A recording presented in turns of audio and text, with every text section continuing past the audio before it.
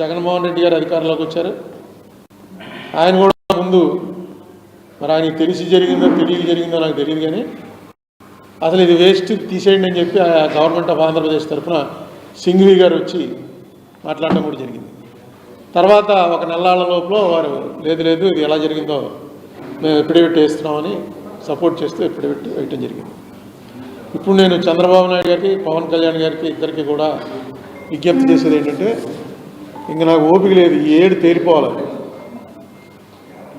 చాలామంది అప్పట్లో దాదాపు 100 పిటిషన్లు దాటి పడ్డాయి, కానీ దాని పిటిషన్ని ఇప్పటిదాకా నిలబెట్టుకుంటూ రావడం కూడా మన అల్లంకి రమేష్ ఉన్నాడు కాబట్టి దాన్ని ఇప్పటివరకు ఇంటాక్ట్గా ఉంచాడు.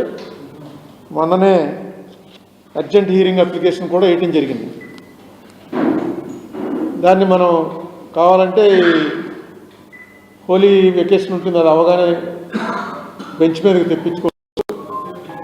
అప్పటికి కానీ చంద్రబాబు నాయుడు గారు తరఫున ఏదైతే జగన్మోహన్ రెడ్డి టైంలో వేసిన ఎఫిడవిట్ ఉందో దానికి ఏమైనా కావాల్స్తే చిన్న మార్పులు చేయొచ్చు. ఒక పెద్ద అడ్వకేట్ని అయితే గవర్నమెంట్ తరఫున ఏంటంటే కాస్త టాప్ 10లో అడ్వకేట్ని హైర్ చేస్తారు. నేను నా ఎఫర్ట్ చేయలేను కాబట్టి నేనే వాయిదాకి వెళ్తున్నాను. పార్టీ ఇన్ పర్సన్ పెద్దవాళ్ళు వాల్యూ చేయరు, ఎందుకంటే నేను ఇక్కడ తెలుగు మాట్లాడే వాళ్ళు అయితే ఎవరో బంటరోతో ఎవరో చెప్తాడు ఇతను ఎంపీ అండి అరుణ్ కుమార్ అండి అని చెప్తే వాళ్ళు గుర్తించవచ్చు. సుప్రీంకోర్టులో నన్ను గుర్తించడానికి ఏం అవకాశం లేదు.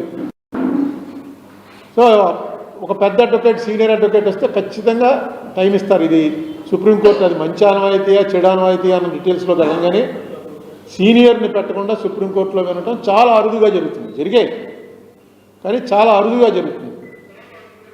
ఒక సీనియర్ని కనుక, ఎందుకంటే జనరల్గా ఏమనిపిస్తుందంటే గవర్నమెంట్లు 2 బాగానే ఉన్నాయి, 12 ఏళ్ళు అయిపోయింది, ఈడెవడో వచ్చి దీని మీద ఈ పిటిషన్ మీద ఇలాగ కొట్టేయలేక, ఎందుకంటే భయంకరమైనటువంటి వైలేషన్స్ ఉన్నాయి, అందుకని డిస్మిస్ అని అనలేక సరే చూద్దాం నెక్స్ట్ వాయిదా చూద్దాంలే అనేవాడు.